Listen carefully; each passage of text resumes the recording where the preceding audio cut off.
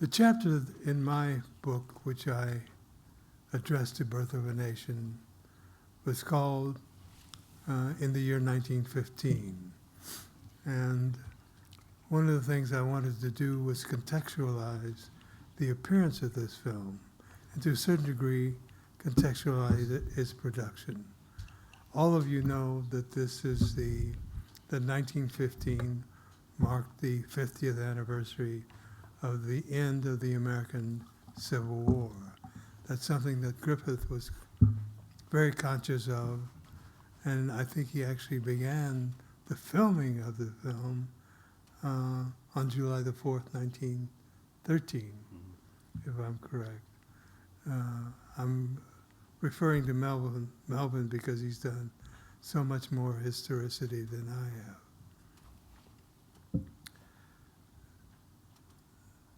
What I was impressed by this afternoon was the young and younger scholars who have taken up research and analysis of this era, most of them on Birth of a Nation, some of them on projects which are coincidental or collateral with the Birth of a Nation. But look at what the stuff of the film references. In Georgia, there was a Jew who was lynched in 1915, a case which began earlier than 1915, and in effect, Leo Frank's alleged killing of Mary Fagan became the occasion for, or one of the occasions for, the emergence of the second Ku Klux Klan. I'm stuttering. This is also the second year of the World War I. The United States is not yet publicly involved in the war, but the administration of Woodrow Wilson is about to fund over 7,000 speakers in support of the war in 1915. And of course, Wilson's implicated in this film since his own book, I think it's 4 or 5 volumes, A History of the American People, became one of the narrative lines that both Dixon and more specifically Griffith took up in The Birth of a Nation. Another coincidence, which is fortunate for Griffith, is the Atlantic is being patrolled by German submarines. And the German submarines, to a certain extent, frustrate movie exhibitors, film exhibitors in the United States who are attempting to transform the watching of silent film from essentially a working class entertainment to one which draws the middle class.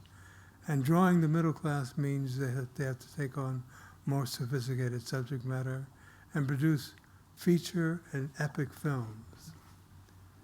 Well, the patrolling of the Atlantic cuts off access to epic films being produced in Italy, France, and maybe even Britain itself. And this becomes the occasion for Griffith to enter into a market which is just emerging with Birth of a Nation.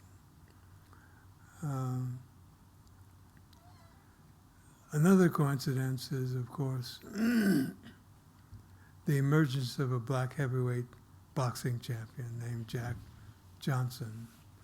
And to a certain degree, Jack Johnson can be seen being impersonated by the renegade Gus, the bald head, and so on and so forth.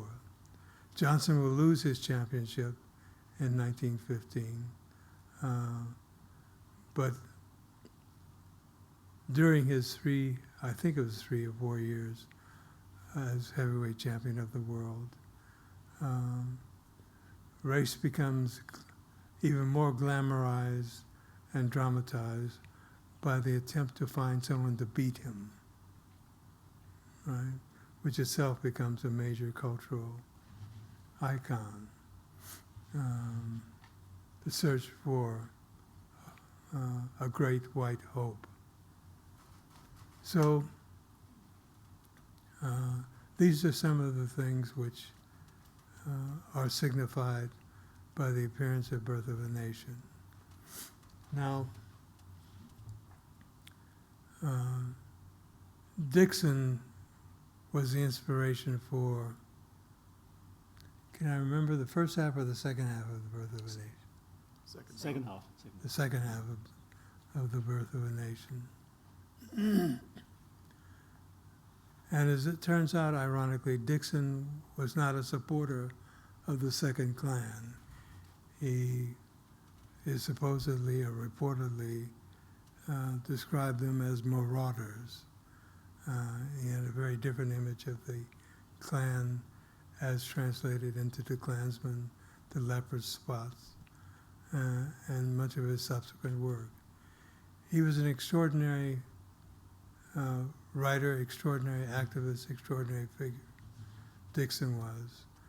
And when the film was first exhibited, many of the movie reviewers and critics referred to Dixon, not to Griffith. That is, it was Dixon's project, not seen as Griffith's project. And inevitably, as film became a more dominant form, the credit for the film was transferred to Griffith and Dixon, and eventually Griffith became the dominant icon for The Birth of a Nation. So I think that's my 2 minutes. Okay, many thanks, Cedric. We'll go next to Jane Gaines. So I'm going to bring you up to date because everything we know about 1915 we've learned from reading Cedric Robinson. So we can't possibly go there. Today, Melvin introduced this conference by talking about the race relations now in the US. And they're not good. I'll say something about that to effectively echo my colleague Melvin Stokes, but also to say that only the British would dare to give this conference.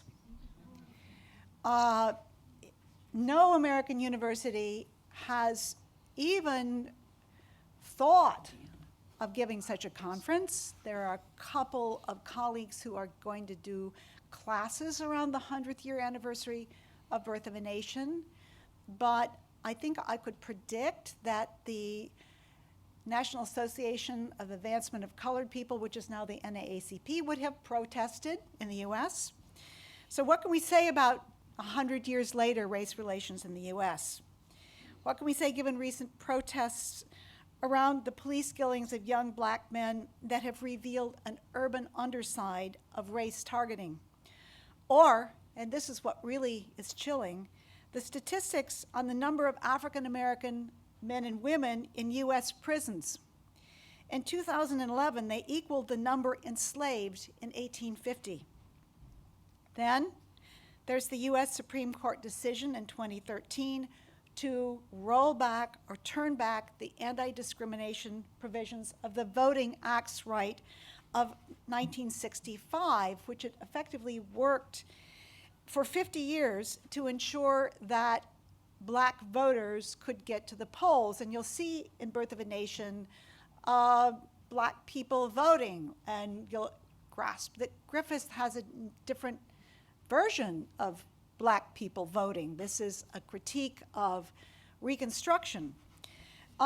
They are now, again, strategically barred from polling places by new requirements for licenses and various identification documents. So we effectively, in the black states that have been monitored, have rolled back that important provision of the Voting Rights Act.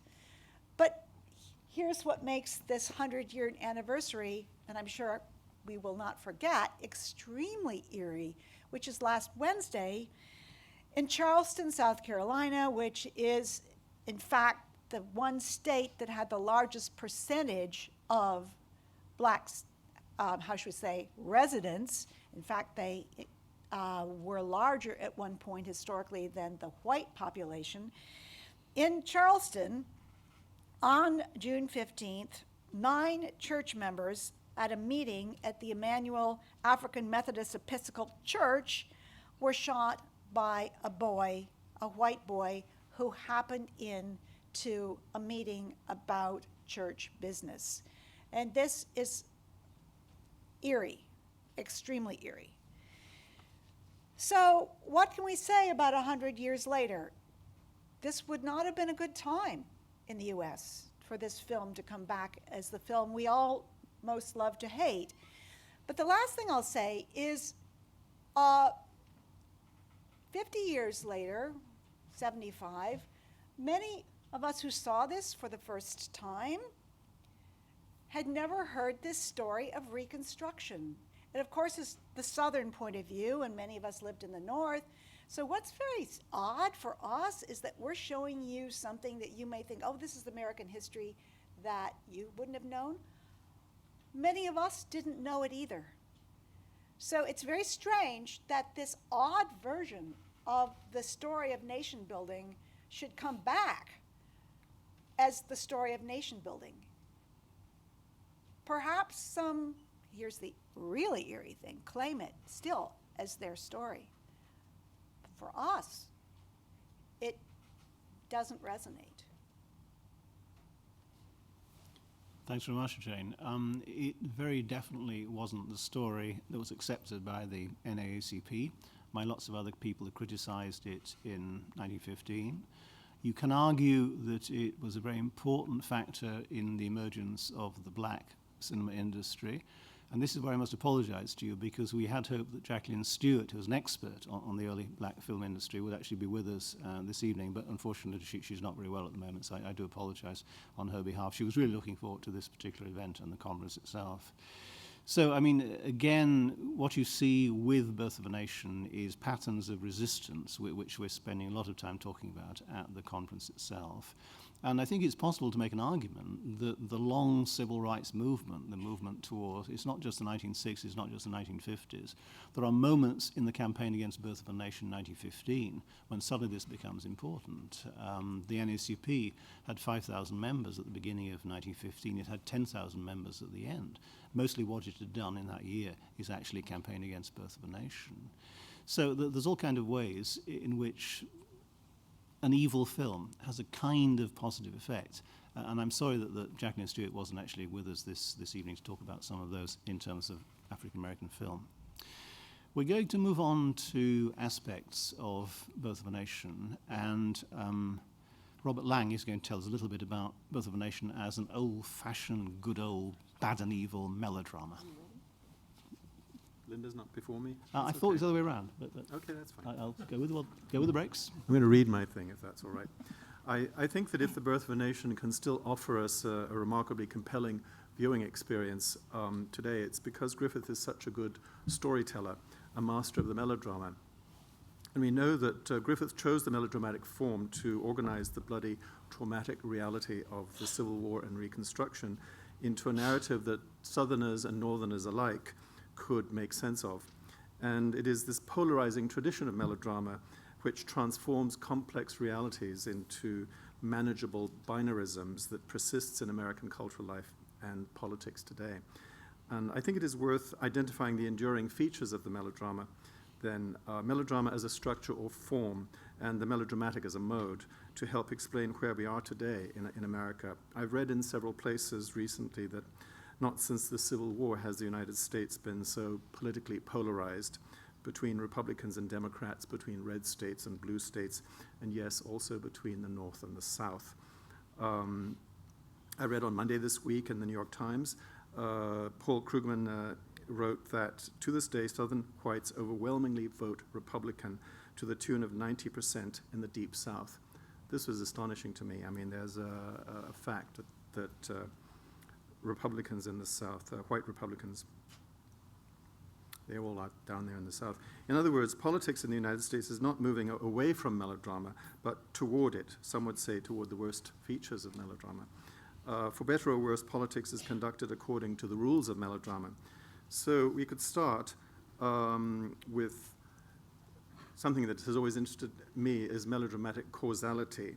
You know, what does Griffith, for example, believe were the causes of the Civil War? Is there a latent logic that contradicts the causes that he in fact identifies in the film?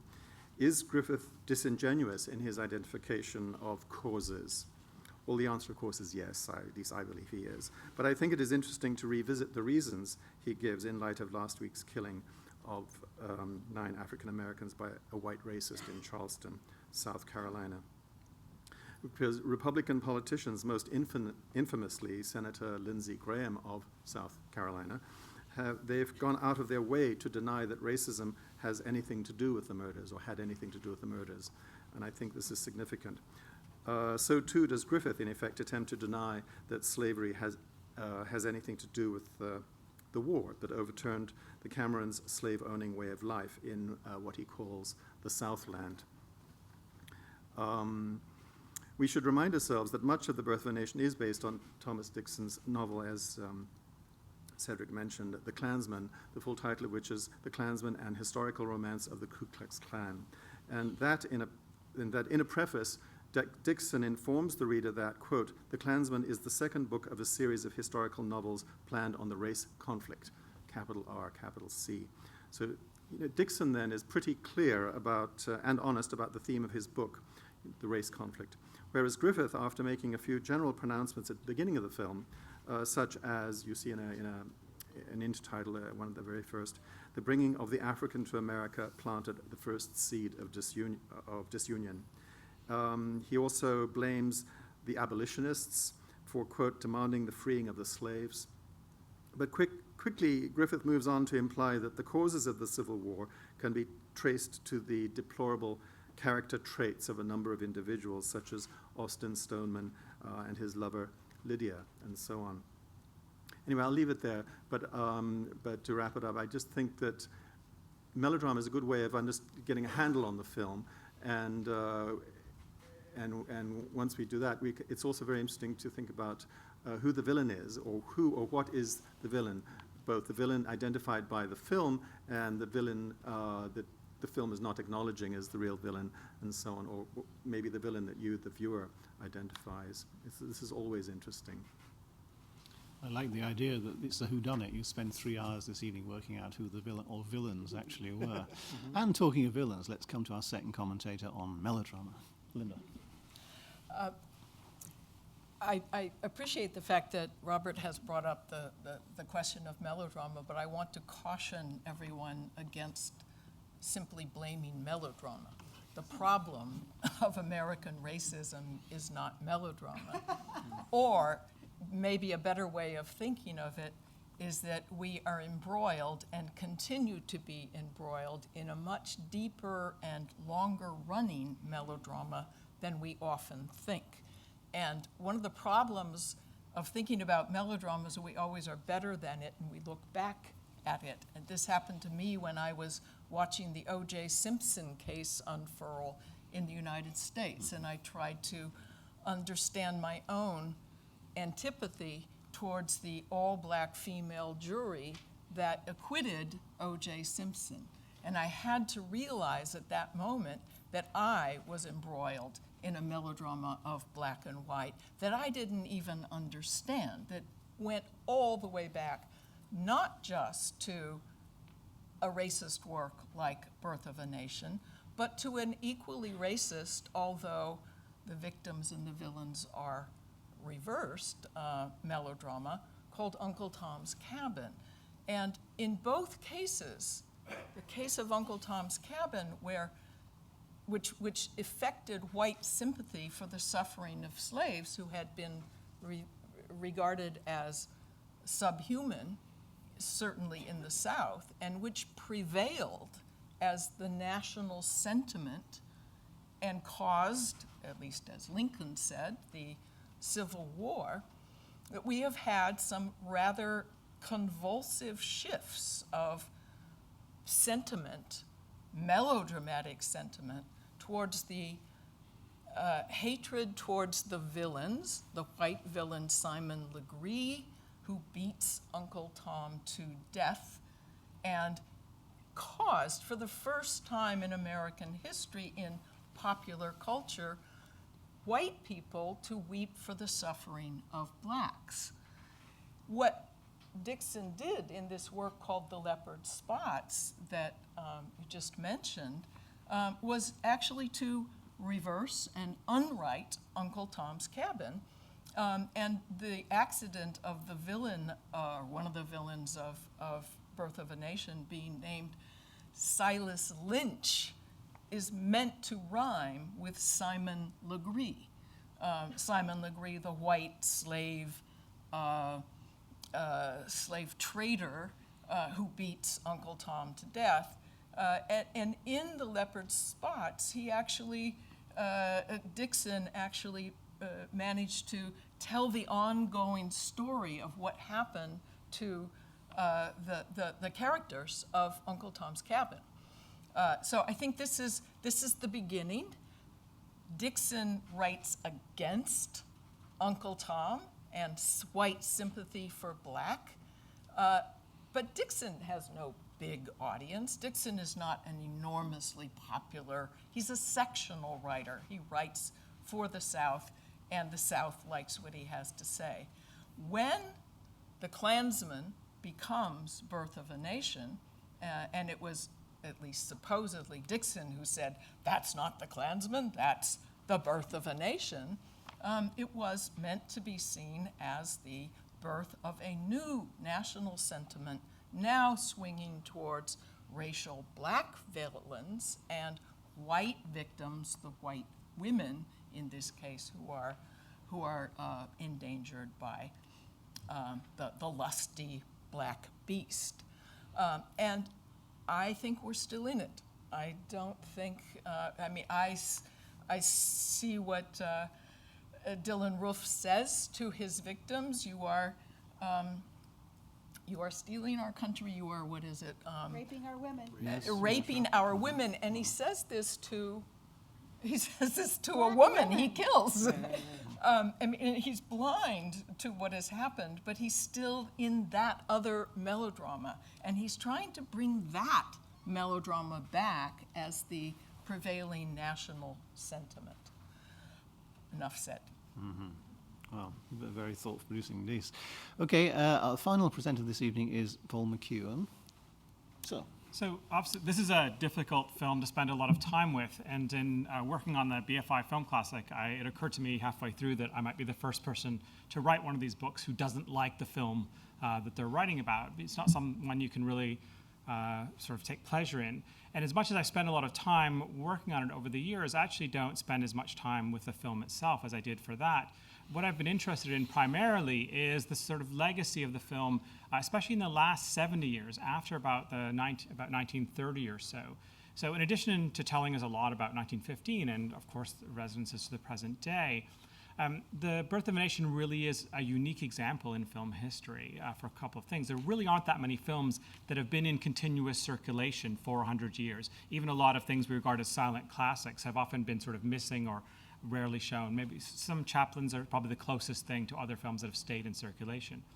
But because this Birth of a Nation has been in circulation, and because it's always been controversial, you can use it to understand in almost any decade since 1915 what people think about film, what they think film is for, what they think film should be for, what they think art is. And I'm particularly interested in the ways people argue about whether film is or is not an art. So in the 20th century, as racism has declined to some extent, but obviously not as much as we'd all like, nowhere near, at the same time, there's this other thread in which film rises from a popular medium. The same month that Birth of a Nation was released, film was decreed by the U.S. Supreme Court to be a business pure and simple, effectively not an art and not protected by the First Amendment. But over the last 100 years, film has slowly, risen in the cultural ranks to be the kind of thing that everyone in the stage has a good job teaching at a good university teaching, right? None of our jobs existed even 50 or 60 years ago. So as film has risen, as people have tried to make a case for film as an art, this has been the film that they have had to grapple with at every stage. And so a lot of the research that I do is looking at people's arguments and say things like cinema clubs in the 1950s. Cinema clubs actually seem to have started in, the earliest ones I can see are actually in Britain. There's a London Film Society from about 1925, there's one in Glasgow in 1929, and they really start in the US in the mid-1930s. And before there's film in universities, there are these clubs everywhere where people who are passionate about film are showing old films, and all of a sudden there's this category of film history that didn't exist before. And so just at the moment where Griffith's film was no longer acceptable as American history, as he claimed it was, as people were realizing that it wasn't good American history, it became film history. And so just at the moment where it might have been sort of thrown on the ash heap, it kind of became this classic again, and that's obviously really sort of troublesome. The film clubs, had very mixed reactions, but a lot of them did a really good job of kind of grappling with it, of sort of seeing what was good and bad about it. And actually, when film moved into the Academy in the 60s and 1970s, the Academy did a worse job. People who were trying to make a place for a film program at a college or university needed masterpieces, right? Art history had masterpieces, literature had masterpieces, and film needed masterpieces, and so they often picked Griffith. And so there's sort of generations of students, including some of you maybe here, who saw this film in colleges and universities and were told, you know what, just it's a little racist perhaps, but just don't worry about that. Set that aside and just focus on the cinematography, because it's wonderful cinematography. So here we go. So I hear these stories all the time, and famously, Spike Lee was shown the film like that at NYU in the 1970s, and his first student film was called The Answer. It was a direct response to The Birth of a Nation. So that's my kind of introduction, but I'm interested in this. I think this is really the sort of only example that can tell us that much about what people think about film in all those different decades, because it's the one thing that nobody agreed on, and so in those arguments we see what they really thought. Thanks very much, Paul. It's also worth mentioning, perhaps, that this film has a resonance in Britain as well, that lots of clubs after the Second World War, I remember one I don't remember, but I mean there was one in Newcastle that showed in 1948, for example. It would be wonderful to know what the discussion was at that particular film club. And there's a huge controversy between 1946 and 1948 in the film magazine Sight and Sound, between Griffiths and his attackers and defenders, which finishes with that wonderful line, "This correspondence must now cease, Ed," etc. a very British way of ending the Griffith controversy.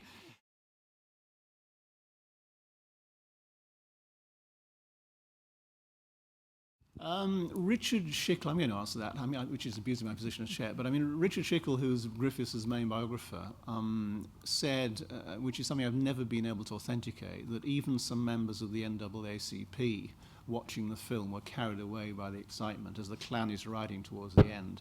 The film is such an effective way of tying together narrative and music and action, etc., that I think you're going to find it's creaky by modern standards, but using it with my own students, I'm sure we all have similar reactions. For a student of today, what is this, a silent film? It's not a silent film, of course, in the sense in which we normally understand the term. It's not a talkie, all right? But they watch the first few minutes, and you see them sort of, fiddling with their sort of mobile phones and sort of their iPads, like I'm making a mistake here with the microphone. And in a sense, they wonder how they're going to get through. They know the film is 3 hours, but once it starts, and once the narrative kicks in, and once the editing kicks in, it carries them with the flow. I don't think anybody's going to judge you as a prototype Clans person if you enjoy bits of the movie. It's an action-packed film, but we know it's a horribly racist film as well. I'm sorry, I abused my position. Can I, yes, of course. I saw this film at a silent film festival with a full symphony orchestra playing the score. It could never have happened in the United States. It was in Italy. And the audience was on its feet at the end cheering for the Klan. It's that, and I think it's very important. I think you should enjoy it and then think about what you've enjoyed.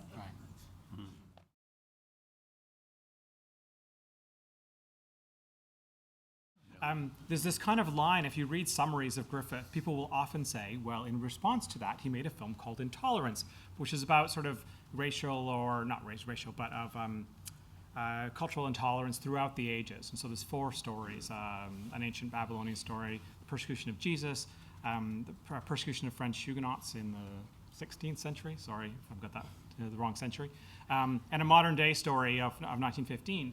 And because it's all about intolerance and how terrible intolerance is, it often is read by modern audiences as an apology.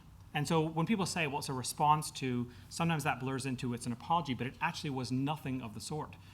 Griffith was emphatic at the time that intolerance was, if anything, a reaction to people who had been intolerant of him. And so it seems inconceivable to us that you make a film that's about, persecution of the Huguenots and of Jesus and of this, all this thing, and you don't see the parallel to the racism in the film that you just made the year before, and that people have been pointing out to you very loudly for that entire year.